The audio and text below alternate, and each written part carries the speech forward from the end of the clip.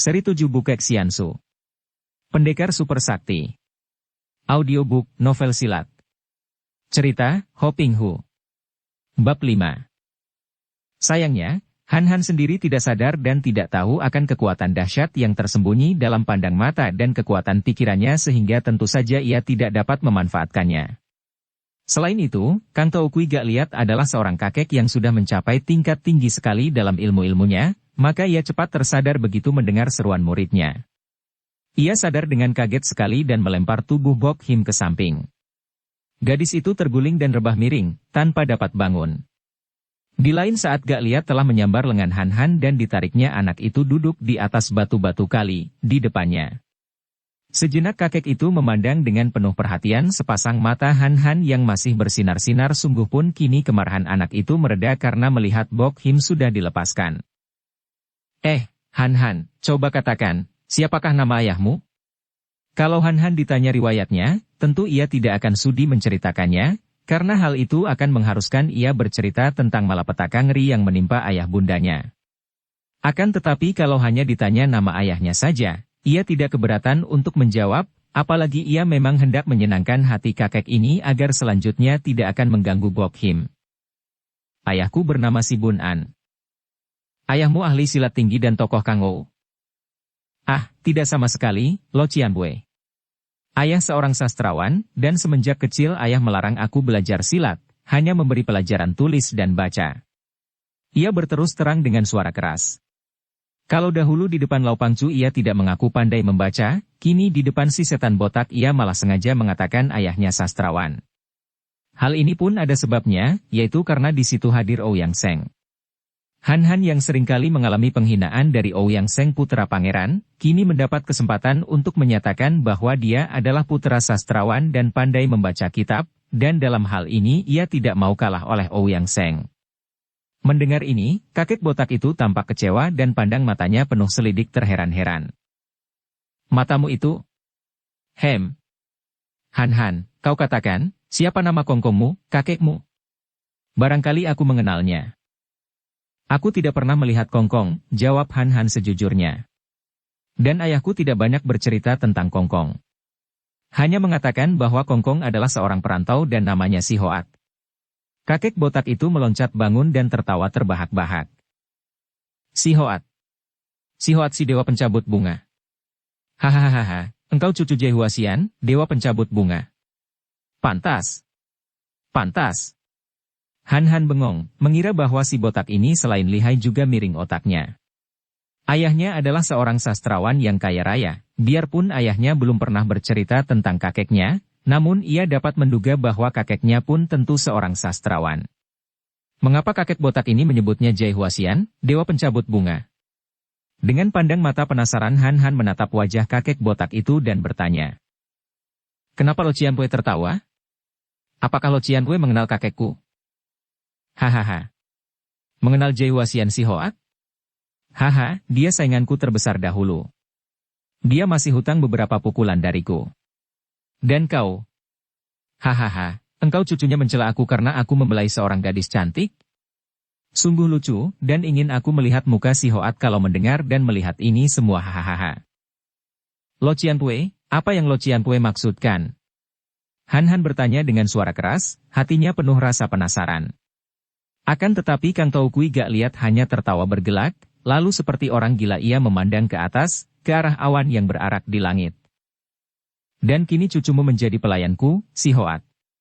Kalau engkau masih hidup, hayo datanglah dan jemputlah cucumu, hahaha. Kemudian matanya memandang ke arah tubuh Bok Him yang masih rebah miring di atas tanah dan dengan langkah lebar menghampiri, lalu menyambar tubuh itu yang diangkatnya. Lo Cianbue tidak boleh. Akan tetapi ucapan Han Han ini terhenti karena lengannya telah ditangkap oleh Ouyang Seng dan tubuhnya diseret pergi dari tempat itu. Engkau bocah tak tahu diri, berani sekali mengganggu suhu. Apakah engkau sudah bosan hidup? Anak kecil mencampuri urusan orang tua, sungguh lancang. Lebih baik kau bantu aku mencari batu-batu bintang. Kau pemberani, aku suka kepada anak pemberani dan aku tidak senang melihat kau dibunuh suhu kalau dia sudah marah. Kalau kau baik kepadanya, siapa tahu engkau akan diambil murid seperti aku. Han Han yang terus diajak pergi sampai di tepi sungai yang banyak batu-batu karangnya, Mengerti juga betapa tak mungkin ia dapat mencegah perbuatan kakek botak yang demikian sakti itu. Sedangkan dalam pegangan Ouyang Seng saja ia sudah tidak mampu berkutik. Ia tertarik mendengar tentang bintang dan tentang kemungkinan ia diambil murid. Untuk apakah batu bintang? Dan batu bintang macam apa yang dimaksud? Tanyanya sambil memperhatikan ketika Ouyang Seng mulai memilih-milih batu di antara batu karang yang banyak terdapat di situ. Kau lihat baik-baik batu ini dan bantu mencari sebanyaknya, nanti ku ceritakan, jawab Ouyang Seng. Han melihat batu yang dipilih bocah itu dan melihat bahwa batu itu kecil-kecil, paling besar sebesar tangannya dan bentuknya seperti pecahan batu karang, runcing-runcing dan tajam, akan tetapi warnanya kemerahan. Ia lalu membantu dan mencari batu-batu seperti itu yang tidak banyak terdapat di situ, harus dicari dan dipilih dengan teliti baru dapat menemukan beberapa potong. Sambil mencari Ouyang Seng lalu memberi keterangan. Seperti yang pernah didengar bocah ini dari gurunya, ratusan tahun yang lalu banyak orang menyaksikan benda besar seperti bola api melayang turun di daerah lembah sungai Huangho ini. Benda itu menurut dugaan banyak orang pandai adalah sepotong batu besar pecahan dari bintang. Karena itu, melihat bahwa di daerah itu kemudian tampak banyak sekali pecahan-pecahan batu berwarna kemerahan, batu-batu ini disebut batu bintang. Akan tetapi ketika orang berusaha mempergunakannya, batu-batu yang kecil ini tidak ada gunanya, bahkan untuk bahan bangunan pun tidak sebaik batu kali biasa, maka sampai ratusan tahun kemudian batu-batu ini tidak diperhatikan orang. Akan tetapi suhu yang sakti luar biasa melihat sifat yang mukjizat dari batu-batu ini, demikian Ouyang Seng melanjutkan ceritanya. Sifat yang cocok sekali untuk memperhebat ilmu kepandaian suhu yang berdasarkan pada tenaga yangkang.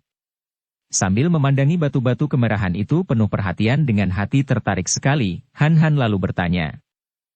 Sifat mukjizat apakah? Dan apa itu yangkang? Ah, dasar kau hijau bodoh tidak tahu apa-apa. Ouyang Seng mengomel. Masa tidak tahu yangkang? Ketahuilah, guruku adalah seorang di antara 5 datuk besar, dan ilmu kesaktiannya menjulang setinggi bintang di langit. Di dunia ini tidak ada seorang pun manusia sanggup menandingi ilmunya yang disebut Fiang Xinjiang, tangan sakti inti api. Dengan hawa dari tangannya, guruku dapat membuat kayu terbakar. Nah, batu-batu bintang ini mengandung tenaga mukjizat dari yangkang, dan menurut suhu, ada inti panasnya matahari tersembunyi di dalamnya. Agaknya bintang yang pecah ini tadinya berada di dekat matahari, aku tidak tahu jelas. Batu-batu ini dipergunakan oleh suhu untuk melatih kedua lengan. Bagaimana caranya? Kau akan melihat sendiri. Tahukah engkau bahwa kedua lenganku ini dapat bertahan di rendam air yang mendidih? Ah, masa? Tentu saja Han tidak percaya. Ouyang Seng tersenyum bangga dan menyingsingkan kedua lengan bajunya sehingga tampak kedua lengannya yang berkulit putih dan halus. Kedua lenganku ini kelak kalau sudah jadi benar seperti kedua lengan suhu, akan membuat aku dapat menjaga seluruh jagat. Kalau sudah selesai latihanku, sekali sampok saja aku dapat membuat hangus tubuh lawan yang bagaimana kuat sekalipun. Han memandang dengan melongo, setengah tidak percaya, akan tetapi juga ngeri dan kagum. Benarkah di dunia ada ilmu seperti itu? Ia akan melihat dan membuktikan sendiri.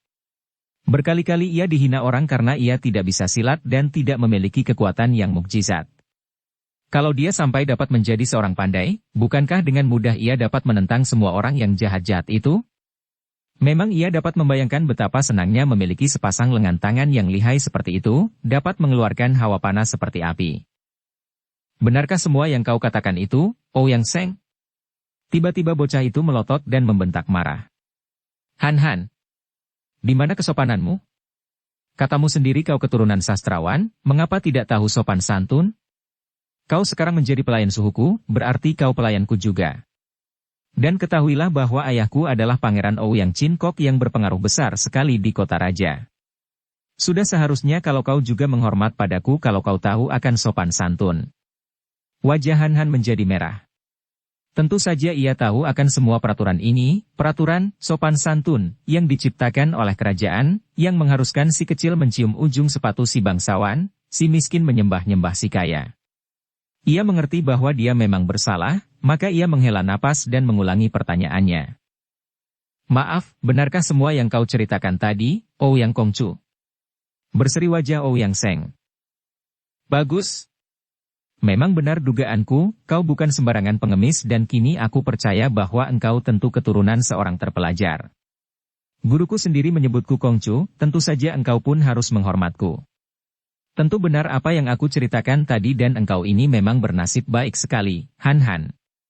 Menjadi pelayan guruku berarti menemukan harta yang tak ternilai harganya, karena sedikit banyak engkau tentu akan dapat memetik ilmunya.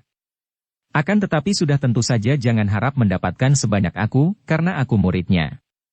Mengerti? Hayo cepat kumpulkan batu bintang yang banyak. Han Han mengangguk dan mereka berdua asyik mencari-cari batu bintang sampai terkumpul cukup banyak.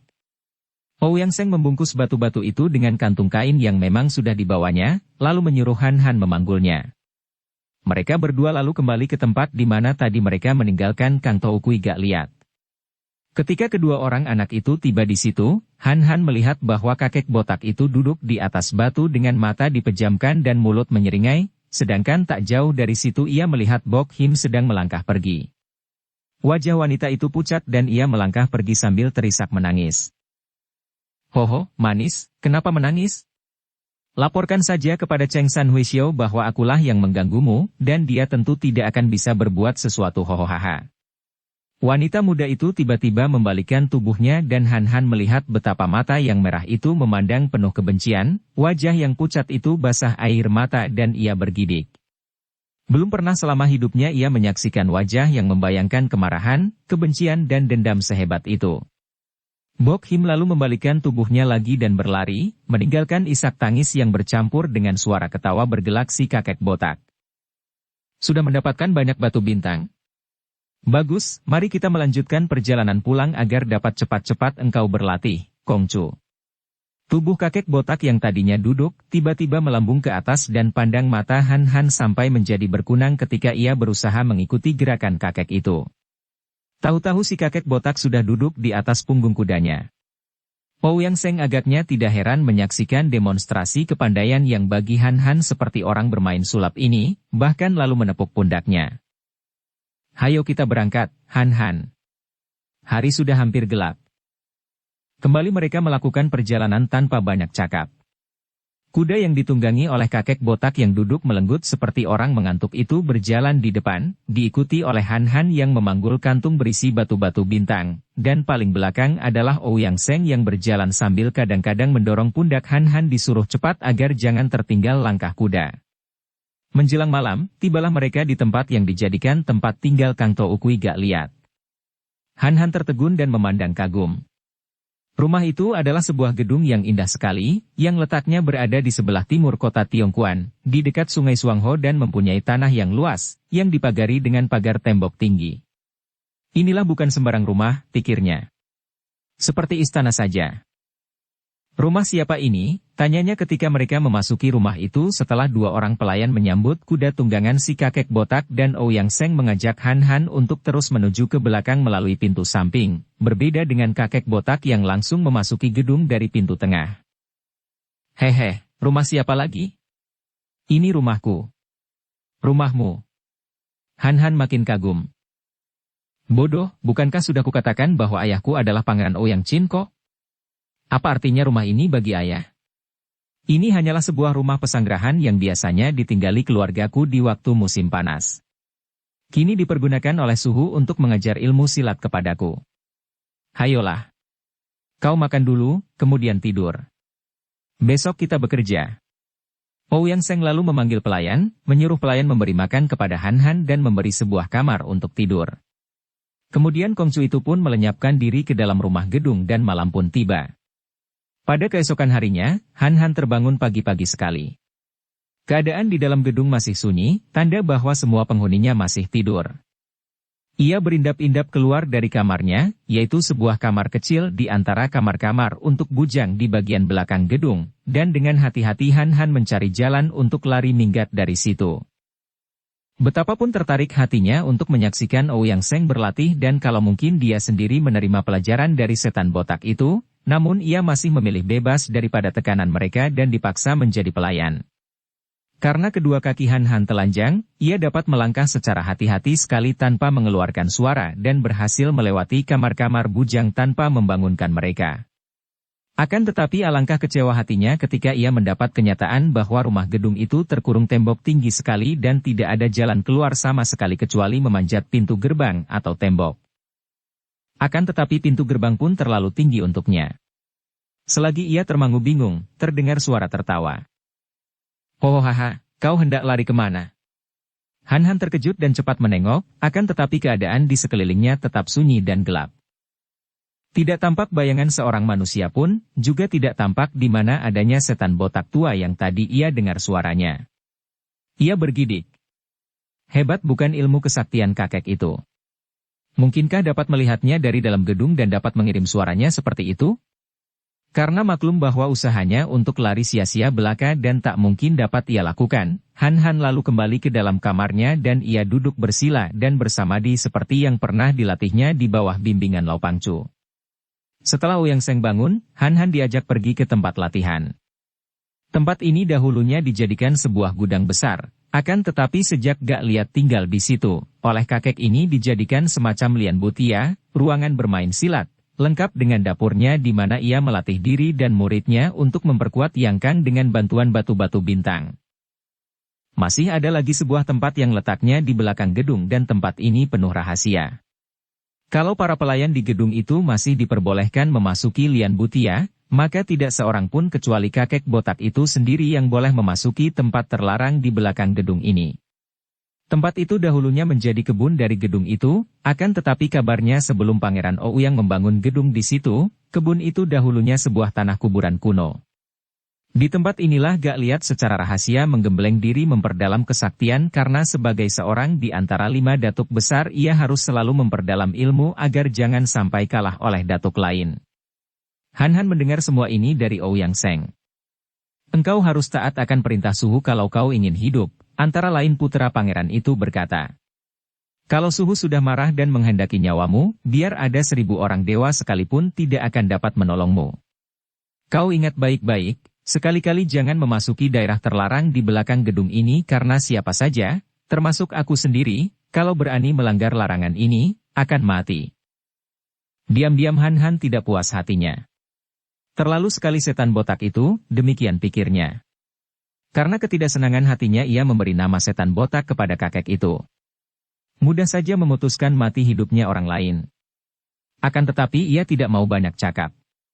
Ia maklum bahwa keadaannya seperti seorang tahanan, tidak dapat lari dan terpaksa ia harus bekerja di situ. Ia tidak bodoh, tidak mau nekat memperlihatkan ketidaksenangannya karena berada dalam keadaan tidak berdaya. Aku harus dapat memetik keuntungan sebanyaknya dalam keadaan seperti ini, pikirnya. Maka ia lalu membantu pekerjaan di dalam lian butia seperti yang diperintahkan Ouyang Seng. Ia harus mengisi air yang diambilnya dari sumur, memenuhi sebuah kuali baja yang amat besar dan yang ditaruh di atas perapian. Juga ia harus memukuli batu-batu bintang sampai menjadi kecil-kecil, mempergunakan sebuah palu besi. Pekerjaan ini sukar dan meletihkan karena batu-batu bintang itu cukup keras. Tiap kali beradu dengan palu besi, mengeluarkan titik-titik api dan kalau mengenai kulit lengan, terasa panas sekali. Pecahan batu-batu bintang ini lalu dituangkan ke dalam kuali besar yang airnya mulai mendidih. Pada saat itu, muncullah Gak Liat dan seperti biasanya, kemunculannya secara tiba-tiba seperti ia pandai menghilang saja.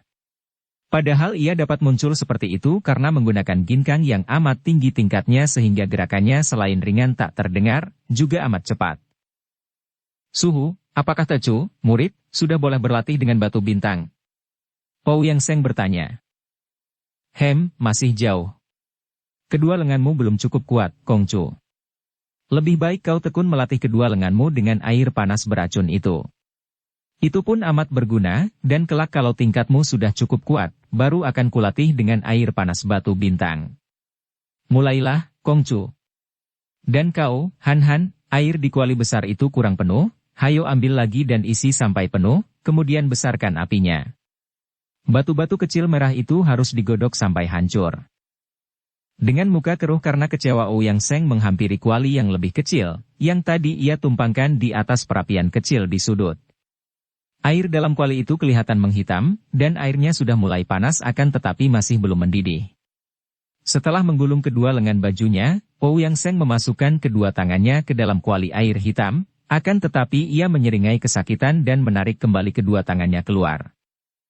Aduh, terlalu panas, serunya. Kongcu kurang tekun berlatih. Setan botak menegur dan suaranya jelas membayangkan bahwa hatinya tidak puas. Yang begini saja tidak kuat, apalagi berlatih dengan batu bintang. Masukkan lagi tangan Kongcu ke dalam kuali itu, jangan ragu-ragu, masukkan. Ouyang Seng memandang ke arah suhunya dengan muka pucat, kemudian ia menggigit bibirnya dan dengan nekat memasukkan kedua lengannya ke dalam kuali di depannya. Tubuhnya menggigil dan hampir ia tidak kuat menahan, akan tetapi tiba-tiba kakek itu mengulur tangan kiri, menyentuh pundaknya dan tubuh Ouyang Seng tidak menggigil lagi, bahkan wajahnya kelihatan tenang. Bantulah dengan hawa dalam tubuh, Kongcu harus dalam keadaan siulian, samadhi, jika tidak kuat, suara kakek itu mengomal. Ouyang Seng lalu meramkan kedua mata dan mulai mengatur napas mengumpulkan perasaan, mengerahkan hawa dari dalam pusar dan ketika kakek itu menarik kembali tangannya, Ouyang Seng tidak menggigil lagi, wajahnya tenang. Berlatih terus sampai 2 hari 2 malam, jangan hentikan kecuali makan, dari ulangi lagi sampai aku kembali dari pertemuan Hohan Hwe, pesan si kakek sambil berdiri dan bertolak pinggang. Han yang sejak tadi berdiri memandang dan mendengarkan, menjadi terheran. Air hitam itu terang amat panas, bahkan sudah mulai menguap, akan tetapi kini Ouyang Seng dalam keadaan samadhi mampu menahan dengan kedua lengannya direndam air panas. Hei, mana airnya? Cepat tambah sampai penuh dan godok batu bintang sampai hancur. Kalau airnya menguap habis dan batunya masih belum hancur betul, tambah terus dan godok terus sampai hancur. Mengerti? Han terkejut dan sadar dari keadaan bengong tadi. Cepat-cepat ia menyambar ember kosong dan lari ke sumur, mengambil air dan menuangkannya ke dalam kuali besar berisi batu bintang. Kakek itu masih berdiri di situ, kemudian berkata, "Kerjakan penggodokan batu ini sampai hancur, terus besarkan api sampai aku datang kembali. Awas, kalau aku datang batu-batu ini belum hancur, kau yang akan aku masukkan ke dalam air ini." Setelah mengeluarkan kata-kata ini, tubuh setan botak yang tinggi kurus itu berkelebat dan lenyap dari situ. Han sejenak memandang dan mencari-cari dengan matanya, kemudian melirik ke arah Ouyang Seng yang masih duduk bersamadi dengan kedua lengan direndam air hitam yang panas. Han mengangkat pundak dan melanjutkan pekerjaannya, maklum bahwa ia tidak berdaya melarikan diri dan terpaksa harus melakukan perintah setan botak. Akan tetapi betapa mendongkol hatinya ketika mendapat kenyataan bahwa batu-batu bintang itu benar-benar amat sukar dicairkan. Sampai berkali-kali ia harus menambah air lagi dalam kuali dan menambah kayu perapian sehingga hawa panas memenuhi ruangan, dapur, dari Lian Butia ini. Baiknya ia bekerja kepada Ouyang Seng, putra pangeran yang amat dihormat, dan diperhatikan keadaannya oleh para pelayan sehingga pada waktu-waktu tertentu tidak pernah pelayan lupa untuk mengantar minuman dan makanan. Ouyang Seng kelihatan gembira bahwa ia telah memperoleh kemajuan. Kini tanpa bantuan gurunya, ia sudah dapat bertahan merendam kedua lengannya di air racun yang panas. Karena kegembiraannya, ia sering bercerita di waktu mengasuh sehingga Han banyak tahu akan keadaan yang aneh di tempat itu dan akan keadaan setan botak yang amat luar biasa itu. Diam-diam di dalam hatinya Han bergidik. Kalau saja ia tahu sebelumnya, tentu ia tidak akan membawa setan botak itu kepada sarang Peklian Kaipang. Bergidik ia teringat betapa banyaknya manusia menjadi korban kekejaman si setan botak ini. Menurut penuturan Ouyang Seng yang sesungguhnya tidak banyak pengetahuannya tentang keadaan Kang Toukui Gak Liat, sebagaimana yang ia ceritakan penuh kebanggaan kepada Han, kakek itu adalah tokoh terbesar di antara 5 datuk besar yang pada saat itu menguasai dunia Kang Ou golongan hitam.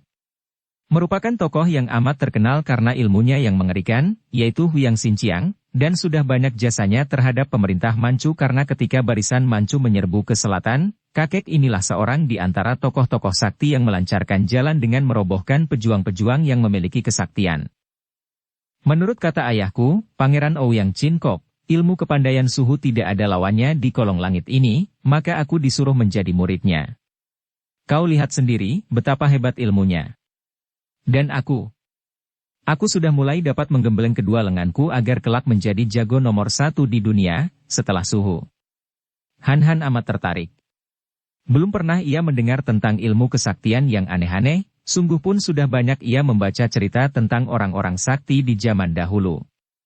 Kini ia tidak saja mendengar, bahkan ia menyaksikan dengan mata sendiri. Kongcu, tadi gurumu mengatakan telah mengenal kakekku dan menyebut kakekku Jai Huasian, apakah kau pernah mendengar tentang kakekku itu? Ouyang Seng menggeleng kepala. Aku belum pernah mendengar nama itu. Mungkin para Suheng, kakak seperguruan laki-laki, atau Suci, kakak seperguruan perempuan, pernah mendengar dan mengetahuinya. Kelak akan kutanyakan mereka. Ah, jadi Kongcu masih mempunyai Suheng dan Suci. Ouyang Seng mengacungkan jempolnya. Tentu saja, dan mereka pun hebat, aku mempunyai 2 orang Suheng dan 1 Suci, dan kepandaian mereka saja sudah cukup menggegerkan dunia dan tidak ada lawannya. Akan tetapi menurut Suhu, kalau aku tekun belajar, aku akan lebih lihai daripada mereka. Han Han dapat menduga bahwa putra pangeran ini sedang bersombong, maka ia tidak begitu mengacuhkannya. Pikirannya sendiri bekerja dan ia amat tertarik untuk mempelajari ilmu yang aneh-aneh itu, bukan sekali-kali karena ia ingin menggunakannya untuk berkelahi memukul apalagi membunuh orang, melainkan keanehan ilmu-ilmu itulah yang menarik hatinya. Ingin ia mengetahui rahasianya. Ketika ia menuangkan air tadi, ada air dari kuali, air yang mendidih dan berwarna agak merah, memercik ke atas dan setetes air mengenai lengannya. Kulit lengannya terasa panas sekali dan melepuh. Hal ini adalah wajar, akan tetapi mengapa Ouyang Seng dapat merendam kedua lengannya di air panas tanpa terluka? Kau lanjutkan pekerjaanmu menggodok batu bintang sampai hancur mencair, Han Han. Jangan sampai gagal dan jangan menggangguku. Ingat lagi, tak boleh sekali-kali kau keluar dari lian butia ini, apalagi berkeliaran di daerah terlarang di belakang gedung. Kalau melanggar, engkau akan mati dalam keadaan mengerikan. Sudah menjadi watak Han Han, juga mungkin watak sebagian besar anak-anak, makin terlarang makin ingin tahu. Ada apanya sih di daerah terlarang itu, Kongcu? Hus? Mana aku tahu? Di situ tempat Suhu bersamadi dan melatih ilmu, tidak ada yang boleh masuk. Aku pun baru 3 kali diperkenankan masuk dan keadaannya mengerikan dan menyeramkan. Ada tengkorak-tengkorak hidup. Ih! Ada setan-setannya di situ. Akan tetapi, Suhu menguasai setan-setan itu semua yang membantunya memperdalam ilmu-ilmunya. Han Han merasa seram juga, akan tetapi diam-diam ia makin tertarik dan ingin sekali menjenguk daerah terlarang. Namun tentu saja hal ini hanya ia simpan dalam hati dan karena melihat Ouyang Seng sudah tekun bersamadi dan berlatih, ia pun lalu duduk bersila di depan perapian menjaga godokan batu bintang. Hohan Hwe, perkumpulan kaum patriot, adalah sebuah perkumpulan orang-orang gagah yang menentang pemerintah penjajah Manchu, terdiri dari tokoh-tokoh Kang Ou yang kemudian di dunia Kang Ou sendiri dikenal dengan golongan putih atau kaum bersih sebagai tandingan dari mereka yang mendukung pemerintah penjajah yang mereka namai golongan hitam atau kaum sesat. Di mana-mana ada Hohan Hwe ini, namun tidak pernah ada tempat atau markasnya tertentu karena tentu saja perkumpulan ini merupakan perkumpulan rahasia yang oleh pemerintah Manchu dicap sebagai pemberontak. Setiap saat dapat saja diadakan pertemuan rahasia antara tokoh-tokoh patriot ini yang secara diam-diam selalu mengadakan hubungan satu dengan yang lain. Kang Lam Semengsi 3 pendekar Kang Lam merupakan tokoh-tokoh bersemangat dari Hohan Hwe. 3 orang murid Xiao Limpai inilah yang memelopori pertemuan antara orang gagah di Tiongkuan yang menjadi pusat dari Peklian Kaipang. Tentu saja Peklian Kaipang merupakan sepaham atau sahabat karena perkumpulan pengemis di bawah pimpinan Lau Pangcu ini menjadi anak buah musuh Manchu di barat, yaitu Raja Muda Bu Sem Kui. Akan tetapi, 3 hari sebelum pertemuan penting ini diadakan, terjadilah malapetaka menimpa Peklian Kaipang sehingga hampir seluruh anggota perkumpulan pengemis pejuang ini terbasmi habis oleh datuk hitam gak liat, bahkan Lau Pangcu sendiri terluka, juga Kang Lam Sem Eng yang tadinya datang mengunjungi sahabat mereka ikut pula mengalami nasib malang. Hu Chen Tiam dan Liam Xian terluka dan Bok Him si pedang cantik malah tertawan oleh setan botak yang lihai luar biasa itu. Semua ini masih ditambah lagi dengan terpecahnya rahasia pertemuan Hohan Hwe sehingga kini pertemuan itu terancam oleh hadirnya Kang Tou Kui gak liat. Peristiwa ini yang segera terdengar oleh kaum bersih, membuat mereka sibuk sekali membuat persiapan. Nama besar gak liat sudah dikenal mereka semua, sungguh pun belum pernah ada yang bertemu, apalagi bertanding melawan datuk hitam itu. Mereka sibuk mengundang tokoh-tokoh besar dari golongan putih, namun tak seorang pun yang merasa akan sanggup menandingi kesaktian setan botak. Akhirnya, hati mereka lega, Ketika Hu Chen Tiam dan Liam Xian berhasil mengundang Xiao Lim Chit Kiam, 7 pendekar pedang Xiao Lim Pai, yang masih terhitung paman-paman guru Kang Lam Sem Eng, atau murid-murid dari Cheng San Huishio ketua Xiao Lim Pai. Agaknya hanya Xiao Lim Chit Kiam ini sajalah yang akan sanggup menandingi musuh itu. Selain Xiao Lim Chit Kiam yang diundang datang oleh Hu Chen Tiam dan Liam Xian, juga ada beberapa orang tokoh undangan lain sehingga kedudukan Hohan Hwee yang diadakan di Tiongkuan itu cukup kuat. Namun mereka itu telah mengatur siasat dan rencana, karena khawatir kalau-kalau yang muncul bukan hanya setan botak sendiri dan siapa tahu kalau-kalau di belakang setan botak ini terdapat pasukan pemerintah penjajah yang akan membasmi mereka. Demikianlah, pada hari yang ditetapkan, semua orang gagah berkumpul dengan hati berdebar, dalam suasana penuh ketegangan. Mereka memilih tempat di sebuah kuil tua, yaitu sebuah kuil di luar kota Tiongkuan sebelah barat. Kuil ini selain sudah tua tidak terpakai lagi, juga memiliki pekarangan yang luas dan jauh dari tetangga, letaknya sunyi dan dari tempat itu akan mudah diketahui kalau ada pihak musuh datang menyerang. Semenjak pagi, sudah banyak anggota-anggota Hohan Hwee yang berdatangan. Sambungan pundak Liam Xian yang terlepas telah dapat disambung kembali, dan lengan Hu Chen Tiam juga sudah diobati dan masih terbalut. Semua ini dapat dilakukan berkat ilmu pengobatan yang tinggi dari seorang di antara Xiao Lim Chit Kiam. Namun tentu saja kedua orang ini masih harus beristirahat dan tidak mungkin dapat menghadapi dan ikut dalam pertandingan melawan musuh pandai. Ada 30 orang lebih yang berkumpul, kesemuanya merupakan tokoh-tokoh yang tinggi ilmu silatnya. Akan tetapi yang menjadi pusat perhatian, juga menjadi pusat harapan mereka, adalah Xiao Lim Chit Kiam yang rata-rata berusia 50-an tahun dan bersikap tenang sekali, ditambah lagi 2 orang tokoh undangan lain yang namanya tidak kalah tenarnya dari Xiao Lim Chit Kiam. Mereka ini adalah seorang laki-laki tinggi besar berkulit hitam dan seorang lagi kakek kurus kering bermuka pucat. Laki-laki tinggi besar itu bernama Giam Ki, akan tetapi lebih terkenal dengan julukan Ban Kin Hek Gu, kerbau hitam selaksakati. Dari julukannya ini saja mudah diduga bahwa laki-laki tinggi besar berusia 40-an tahun ini selain memiliki ilmu silat Butong Pai yang lihai, juga memiliki tenaga yang dahsyat. Adapun laki-laki berusia 60-an tahun yang kecil tubuhnya dan bermuka pucat itu amat terkenal dengan julukannya Itchi Sinmo, iblis berjari sakti, dan bernama Tan Sun. Kalau Giam Ki terkenal dengan tenaga luar yang dahsyat, adalah Tan Sun ini terkenal sebagai ahli Lueke, tenaga dalam, yang amat pandai mempergunakan jari tangan untuk melakukan ilmu Tiam Hiat Hoat, menotok jalan darah. Akan tetapi berbeda dengan sikap Xiao Lim Chit Kiam yang tenang dan diam, kedua orang ini agak sombong dan berlagak memandang rendah ancaman Kang To Ukui Gak Liat. Sikap ini hanya mendatangkan perasaan lega dan percaya di antara golongan muda yang hadir di Hohan Hwee itu, akan tetapi bagi mereka yang lebih tua, bahkan menimbulkan kekhawatiran dan keraguan. Mengapa khawatir menghadapi si setan botak? Demikian antara lain Ban Kin Hek Gu berkata sambil mengangkat dadanya yang lebar dan kuat. Kita sekalian hanya baru mendengar namanya sebagai seorang di antara 5 datuk hitam, tak perlu gelisah. Macam datuk-datuk hitam yang berkecimpung di dunia kemaksiatan, mana mungkin bisa memiliki kesaktian tulen? Kalau dia datang, biarlah aku yang maju menghadapinya. Karena semua orang maklum bahwa si kulit hitam tinggi besar ini memang berkepandaian tinggi dan lihai sekali, mereka tidak mau membantah, apalagi mereka semua sedang dalam suasana berkabung. Sebuah meja sembahyang besar dipasang di tengah ruangan dan mereka tadi satu demi satu telah melakukan sembahyang untuk mengenang dan menghormat kematian teman-teman mereka, yaitu anggota-anggota Peklian Kaipang yang telah dibasmi oleh setan botak secara mengerikan. Kami percaya akan kemampuan Giam Tai Hiap dan amat mengharapkan bantuan Tai Hiap yang berharga, kata pula Hu Chen Tiam tenang.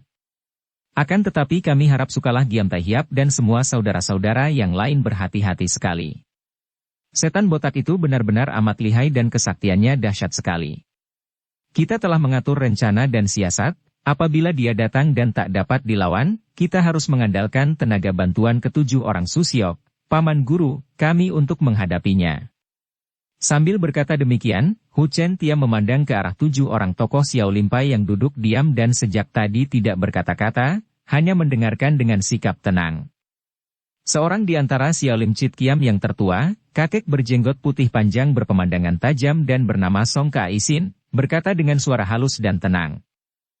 Kami bukanlah anggota-anggota Hohan Hwe dan kami datang memenuhi undangan murid-murid keponakan kami hanya karena seorang keponakan perempuan kami ditawan oleh Kang To Ukui Gak Liat.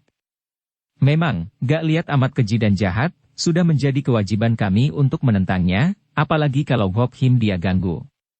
Akan tetapi, dia amat sakti, sungguh pun kami sendiri belum pernah melawannya, namun menurut perhitungan kami, hanya kalau kami bertujuh maju bersama, mungkin baru dapat menahannya. Kalau sudah terjadi demikian, hendaknya rencana diteruskan dan jangan pedulikan kami. Kami Xiaolim Chit Kiam sekali turun tangan memenuhi kewajiban, sudah rela dan siap untuk mengorbankan nyawa untuk membersihkan dunia dari tangan kotor seorang di antara 5 datuk hitam. Setelah bicara demikian, Song Kaisin kembali menundukkan mukanya dan bersamadi seperti 6 orang saudara seperguruannya. Ketika orang memperhatikan, kiranya 7 orang tokoh Xiao Limpai ini sejak tadi bersamadi untuk mengumpulkan tenaga dan diam-diam mereka sedang meyakinkan latihan untuk menyatukan semangat dan sinkang mereka.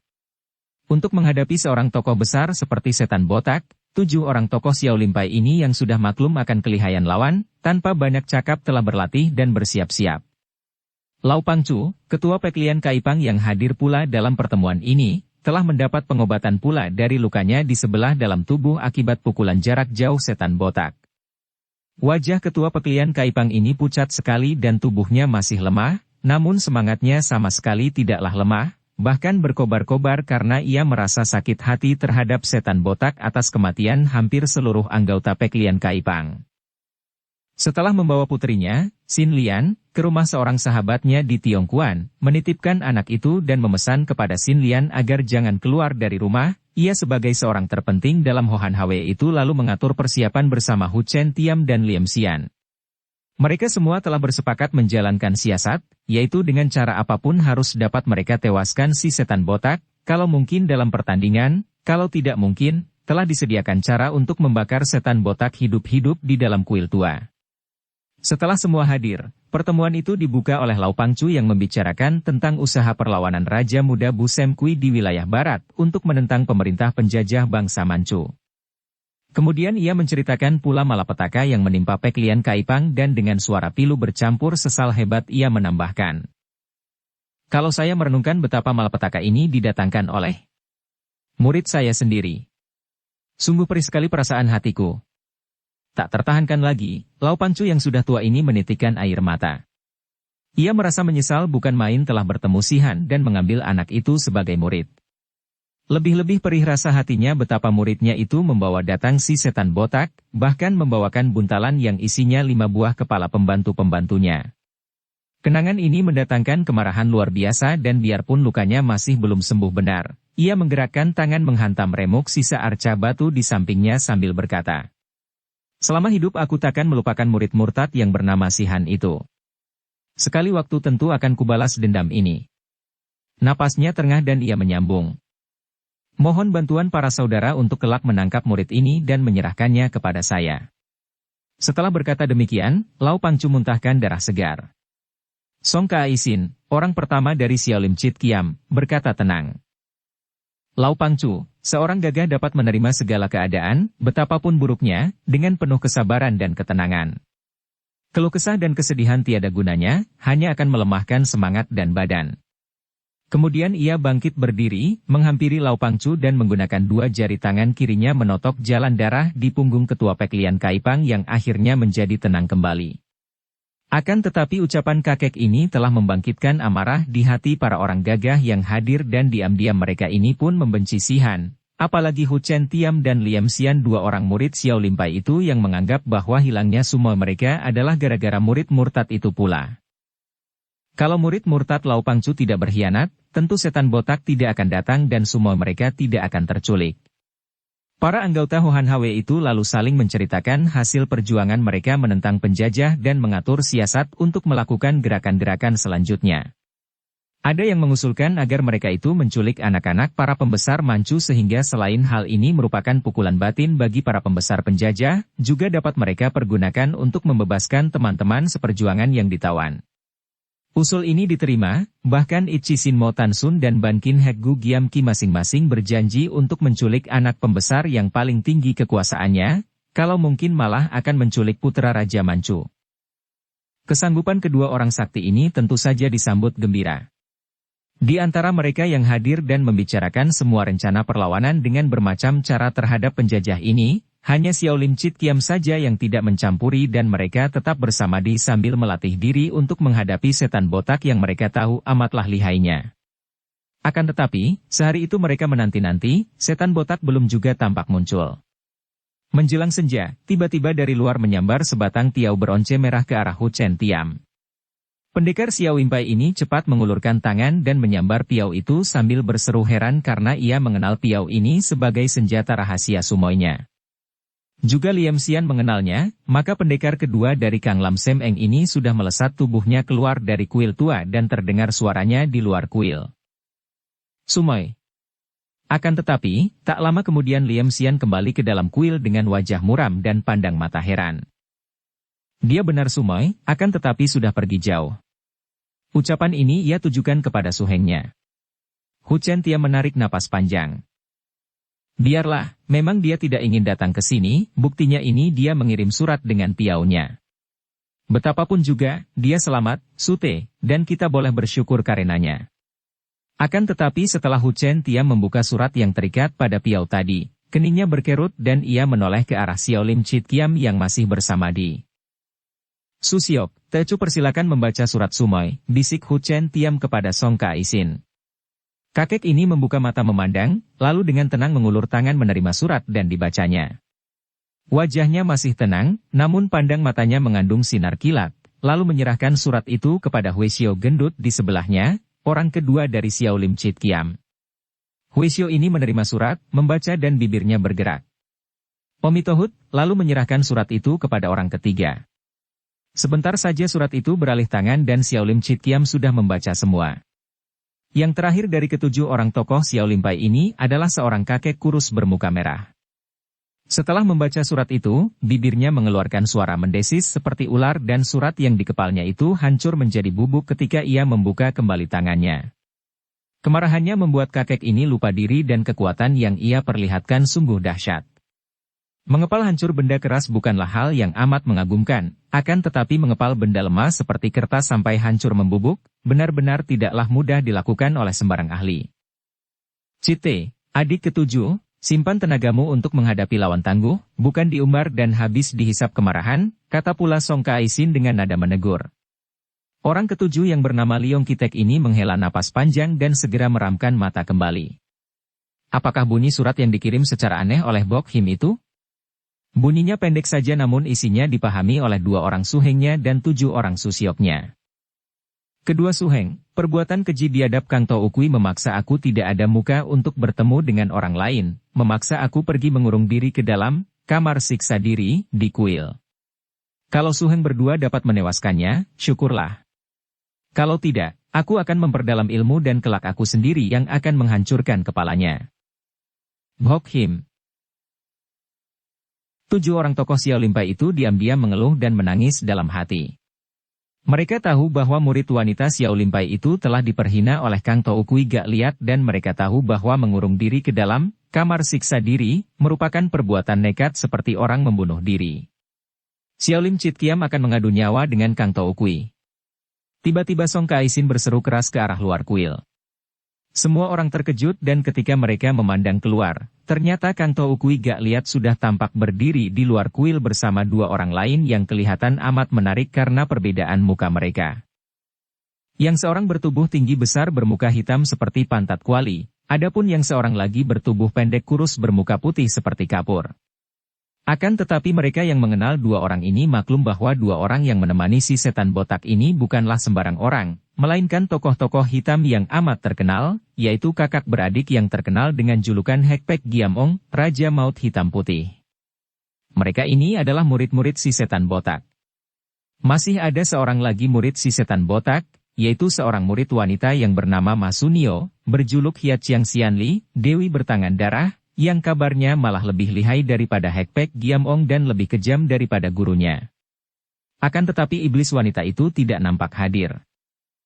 Hahaha. Terdengar si setan botak tertawa, akan tetapi tidak mengeluarkan kata-kata, hanya tertawa dengan nada mengejek. Yang membuka mulut bicara adalah Hek Giamong, muridnya yang bermuka hitam. He Giamong melangkah maju dan berkata, suaranya nyaring sekali. Bukankah Xiaolim Chitkiam murid-murid Cheng San Huisio? Sejak kapankah murid-murid Cheng San Huisio bersekutu dengan para pemberontak? Sejak iblis-iblis macam kalian membantu penjajah Manchu, bentak Ban Qin He Gu Giamki yang suaranya lebih menggeledek dari suara si muka hitam. Kalau kalian berani, masuklah ke dalam kuil, di sini lega dan memang sudah disediakan untuk kita bertanding mengadu ilmu. Tantangan Ban Qin He Gu Giamki ini bukan sekedar karena wataknya yang keras dan kasar, melainkan menurut rencana Hohan Hwe untuk memancing musuh yang tangguh ke dalam kuil. Hahaha. Si setan botak makin keras tertawa dan ia melangkah memasuki kuil, diikuti oleh dua orang muridnya yang kelihatan agak ragu-ragu. Hekpek Giamong maklum betapa berbahaya memasuki sarang musuh, akan tetapi karena di situ ada guru mereka, dan melihat guru mereka sudah memasuki kuil, tentu saja mereka berbesar hati dan melangkah masuk sambil mengangkat dada. Suara ketawa si setan botak makin nyaring dan biarpun mereka bertiga sudah tiba di ruangan kuil yang luas, kakek botak ini masih tertawa terus, makin lama makin keras dan terkejutlah mereka semua yang hadir karena tubuh mereka tergetar hebat oleh suara ketawa yang mengandung tenaga kaikang amat luar biasa ini. Hanya mereka yang sudah tinggi tingkat sinkangnya saja yang tidak terpengaruh, hanya tergetar dan masih mampu mengatasi getaran hebat ini. Xiaolim Chitkiam, kedua Kang Lam Sem Eng, Lau Pangcu, Ban Qin He Gu dan Itchi Sinmo yang masih dapat bertahan, sungguh pun mereka ini diam-diam harus mengerahkan sinkang untuk melawan suara ketawa itu. Beberapa orang anggota Hohan Hwe juga masih mampu melawan sambil cepat duduk bersila, akan tetapi belasan orang lain yang tingkat tenaga sinkang mereka masih kurang kuat, sudah terjungkal dan cepat-cepat merangkak lalu berlari menjauhi ruangan itu ke sebelah belakang kuil sambil menutupi telinga mereka. Kalau mereka tidak cepat pergi dan menutupi telinga, mereka akan mati oleh suara ketawa itu yang mengguncangkan jantung. Melihat ini, Ban Qin He Gu Giamki yang berwatak keras berangasan menjadi marah sekali. Ia seorang ahli silat tinggi dan tentu saja maklum bahwa setan botak itu memiliki ilmu kepandaian yang luar biasa, mengerti bahwa orang yang telah pandai mempergunakan kaikang dalam suaranya untuk menyerang lawan dengan ilmu hokang seperti auman suara harimau, adalah seorang sakti yang sukar dikalahkan. Akan tetapi, selain kasar dan keras, Ban Qin He Gu ini juga terkenal tidak pernah takut menghadapi siapapun juga. Dengan kemarahan memuncak, keberaniannya bertambah dan ia menerjang maju menyerang si setan botak sambil berseru. Bersambung ke bab 6. Dukung kami dengan subscribe, follow, like, komen dan share. Terima kasih.